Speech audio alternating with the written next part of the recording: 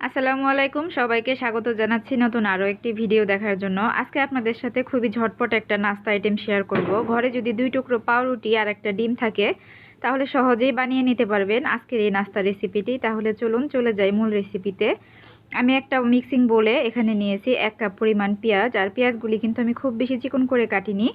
আর এখানে নিয়েছি টালা জিরা গুঁড়া 1 চা চামচ পরিমাণ, গোলমরিচের গুঁড়া কালোটা নিয়েছি 1/4 চা চামচ পরিমাণ, হলুদের গুঁড়া 1/2 চা চামচ পরিমাণ, লাল মরিচের গুঁড়া সামান্য, আর লবণ স্বাদ মতো। লাল মরিচের গুঁড়াটা আপনারা আপনাদের পছন্দ মতো অ্যাড করবেন। আমরা এখানে কিন্তু কাঁচা মরিচও অ্যাড করব, এই জন্য ঝালটা আপনাদের পছন্দ মতো নিয়ে নেবেন। এখন হাতের সাহায্যে পেঁয়াজের সাথে সব কিছু খুব ভালোভাবে চটকে নিচ্ছি আর কি। পেঁয়াজটা মোটামুটি একটু সফট হবে। আর এই পর্যায়ে অ্যাড করে দিচ্ছি আমি চাট মশলা 1/2 চা চামচ পরিমাণ। আপনারা চাইলে কিন্তু চাট মশলার পরিবর্তে এখানে 1/2 চা চামচ পরিমাণ গরম মশলাও দিতে পারেন, তবে আমার কাছে চাট মশলা দিয়েই ভালো লাগে, এই জন্য আমি চাট মশলাটা দিলাম। আবারও সব কিছু ভালোভাবে মিশিয়ে এখন এখানে দিয়ে দিব কাঁচামরিচ কুচি। কাঁচামরিচটা পরে দেওয়ার একটাই কারণ হচ্ছে আগে দিলে কিন্তু আমার হাতটা প্রচুর জ্বলতো, এই জন্য আমি একটু পরে দিলাম আর কি। এখন আমরা এখানে দিয়ে দিব পাউরুটি। পাউরুটিগুলিকে আমি সামান্য একটু পানিতে আগে থেকে ভিজিয়ে রেখেছিলাম 2-3 মিনিট আগে আর কি। এখন এই পানিগুলিকে ভালো করে চেপে ফেলে দিতে হবে। একটুও পানি কিন্তু রাখা যাবে না, তাহলে কিন্তু আপনার মিশ্রণটা একদম পানি পানি হয়ে যাবে।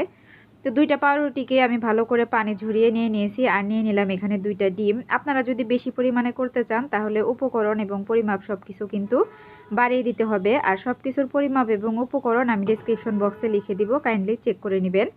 এখন সব কিছু হাতের সাহায্যে খুব ভালোভাবে মিক্স করে নিচ্ছি। এই পর্যায়ে যদি আপনার মনে হয় মিশ্রণটা একদম নরম হয়ে গেছে, সেক্ষেত্রে কিন্তু আপনি আরও 2-1টা পাউরুটি অ্যাড করে দিতে পারেন। আর হাতের কাছে যদি ধনেপাতা থাকে তাহলে ধনেপাতা কুচি অ্যাড করতে পারেন, আমার কাছে ছিল না, এই জন্য আমি দিতে পারি নাই। এখন একটা প্যানে আমি পর্যাপ্ত পরিমাণ সয়াবিন তেল দিয়েছি, আর এই পাকোড়াটা কিন্তু ডিপ ফ্রাই হবে। এখন আমি সুন্দর করে একটু রাউন্ড শেপ দিয়ে এগুলি তেলের মাঝে দিয়ে দিচ্ছি। এটা মিডিয়াম ফ্লেমে ভাজতে হবে, একদম হাই ফ্লেমে ভাজা যাবে না।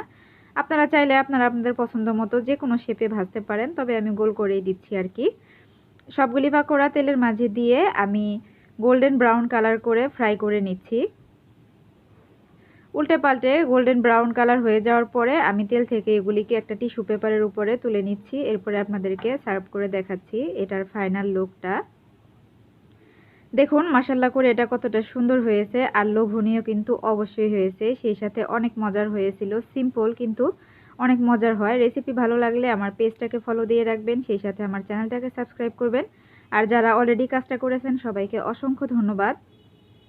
চাইলে ফ্রেন্ডস অ্যান্ড ফ্যামিলির সাথে আমার পেজ অ্যান্ড চ্যানেলটা শেয়ার করতে পারেন। সবাই অনেক বেশি ভালো থাকবেন। আবারও দেখা হবে নতুন কোনো ভিডিও নিয়ে। সেই পর্যন্ত আল্লাহ হাফেজ, আসসালামু আলাইকুম।